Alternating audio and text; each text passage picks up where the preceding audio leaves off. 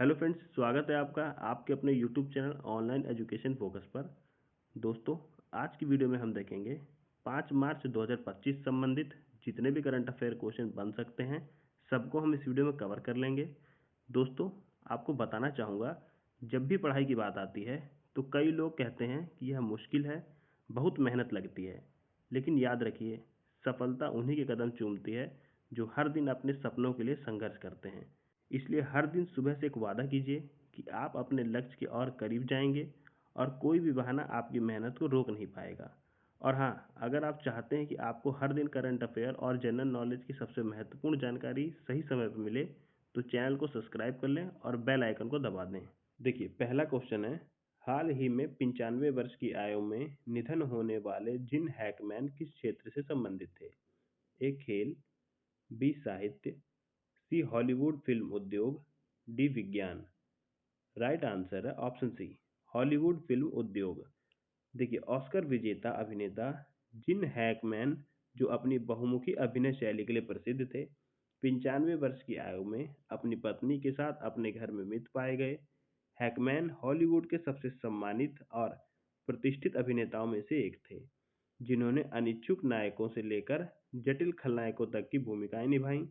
उनका करियर कई दशकों तक फैला, जिसमें उन्होंने the French Connection, Unforgiven, Superman, Bonnie and Clyde और द रॉयल टेनेनबॉम्स जैसी प्रतिष्ठित फिल्मों में काम किया। अपार सफलता के बावजूद उन्होंने निजी जीवन को प्राथमिकता दी और हॉलीवुड की चकाचौंध से दूर रहे। देखिए, अगला प्रश्न है, S&P ग्लोबल सस्टेनेबिलिटी रैंकिंग 2025 में शीर्ष स्थान पाने वाला भारतीय बैंक कौन सा है? A Axis Bank, B HDFC Bank, C Yes Bank, D Bharatiya State Bank. Right answer है ऑप्शन सी, यस बैंक। देखिए, यस बैंक ने S&P global corporate sustainability assessment 2024 और कार्बन डिस्क्लोजर प्रोजेक्ट के अनुसार लगातार तीसरे वर्ष भारत के सबसे उच्च रेटेड सतत विकास बैंक के रूप में अपनी पहचान बनाई है। बैंक ने 72/100 का CSA स्कोर प्राप्त किया है और यह S&P ग्लोबल सस्टेनेबिलिटी ईयरबुक 2025 में शामिल होने वाला एकमात्र भारतीय बैंक है, जो वैश्विक स्तर पर शीर्ष 15% बैंकिंग नेताओं को ESG प्रदर्शन के आधार पर मान्यता देता है। इसके अलावा यस बैंक ने CDP से अपना A लीडरशिप बैंड रेटिंग बरकरार रखी है, जो इसके मजबूत जलवायु जोखिम प्रबंधन और पारदर्शिता को दर्शाता है। देखिए, अगला प्रश्न है, INS गुलदार को कहाँ जलमग्न किया जाएगा ताकि भारत का पहला जलमग्न संग्रहालय बनाया जा सके? ए अंडमान और निकोबार, बी लक्षद्वीप, सी गोवा, डी सिंधु दुर्ग महाराष्ट्र। राइट आंसर है ऑप्शन डी, सिंधु दुर्ग महाराष्ट्र। देखिए, महाराष्ट्र में साहसिक पर्यटन को बढ़ावा देने के लिए राज्य पर्यटन विभाग ने सेवा मुक्त नौसैनिक युद्धपोत INS गुलदार को अधिग्रहित करने और सिंधुदुर्ग जिले के निवाती रॉक्स के पास इसे डुबोने की योजना बनाई है। यह पहल भारत की पहली कृत्रिम रीफ बनाने के उद्देश्य से की जा रही है, जिससे क्यूबा डाइविंग पर्यटन को बढ़ावा मिलेगा और समुद्री जैव विविधता को संरक्षण मिलेगा।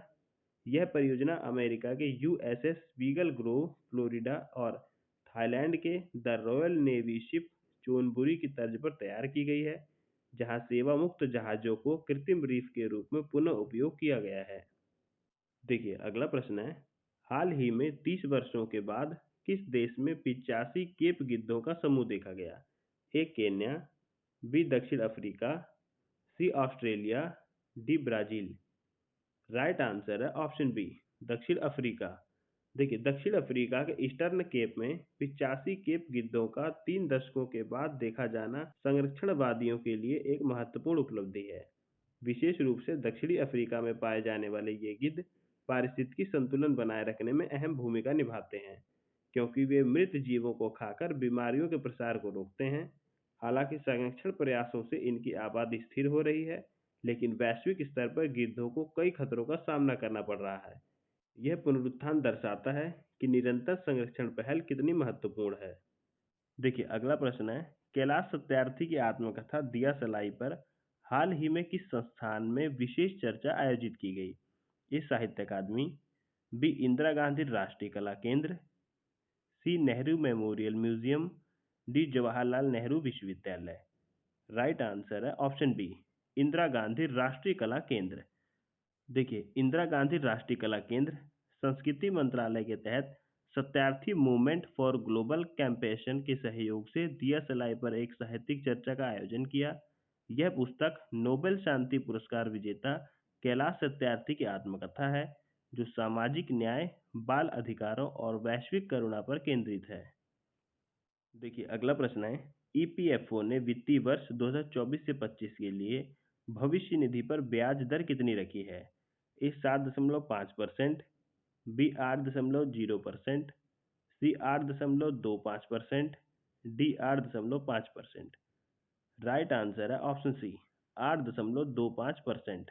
देखिए, कर्मचारी भविष्य निधि संगठन ईपीएफओ के केंद्रीय न्यासी मंडल सीबीटी ने 28 फरवरी 2025 को आयोजित अपनी बैठक में वित्तीय वर्ष 2024 से 25 के लिए भविष्य निधि जमा पर मौजूदा 8.25% वार्षिक ब्याज दर बनाए रखने की सिफारिश की।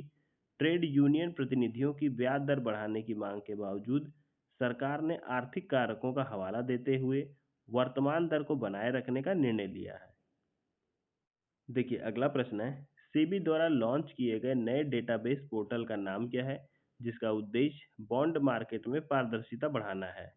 ए Bond Tracker, B Bond Insight, C Bond Central, D Database Link. Right answer है ऑप्शन सी, बॉन्ड सेंट्रल।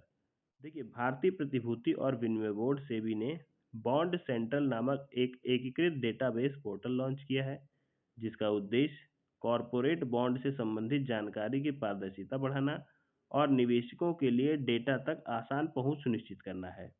यह पहल भारतीय कॉरपोरेट बॉन्ड बाजार के लिए एक प्रमाणिक और एकीकृत सूचना स्रोत प्रदान करने के लिए शुरू की गई है, जिससे निवेशकों और अन्य बाजार सहभागियों को लाभ होगा।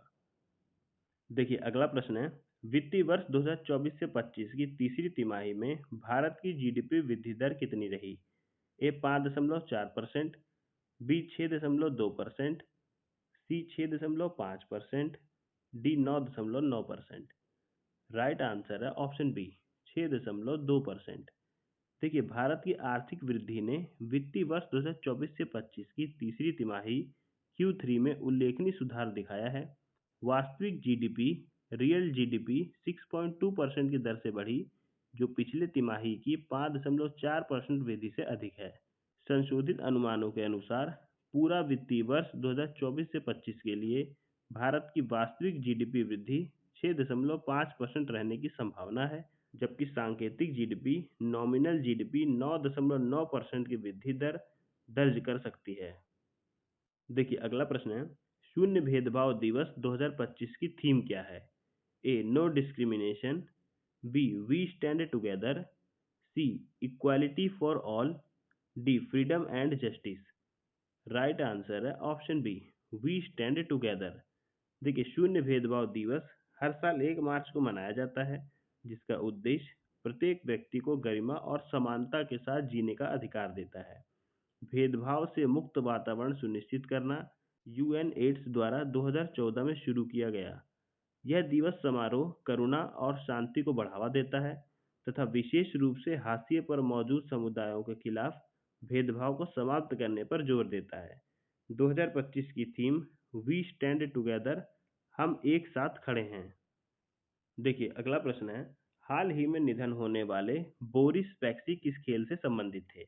ए टेनिस, बी शतरंज, C football, D badminton. Right answer है ऑप्शन बी, शतरंज। देखिए, रूसी शतरंज ग्रैंड मास्टर बोरिस पैक्सी, जो 10वें विश्व शतरंज चैंपियनशिप थे, का 88 वर्ष की आयु में निधन हो गया। अंतर्राष्ट्रीय शतरंज महासंघ के महासचिव एमिल सुटोवस्की ने इस खबर की पुष्टि रॉयटर्स को दी। बोरिस पैक्सी शतरंज जगत की एक महान हस्ती थे, जो अपनी रणनीतिक प्रतिभा, खेल भावना और गहरी समझ के लिए प्रसिद्ध थे।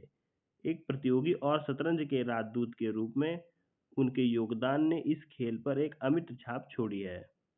तो फ्रेंड्स, यहाँ पे हमने 5 मार्च 2025 संबंधित जितने भी करंट अफेयर क्वेश्चन बन सकते थे, सबको देख लिया। तो यहीं पर हम वीडियो का एंड करते हैं। वीडियो अच्छी लगे तो वीडियो को लाइक करिएगा, शेयर करिएगा, चैनल को सब्सक्राइब करिएगा, बेल आइकन को प्रेस करिएगा, जिससे मेरी आने वाली हर वीडियो का नोटिफिकेशन आपको मिलता रहे। मिलते हैं फिर अगली वीडियो में, तब तक के लिए जय हिंद, जय भारत।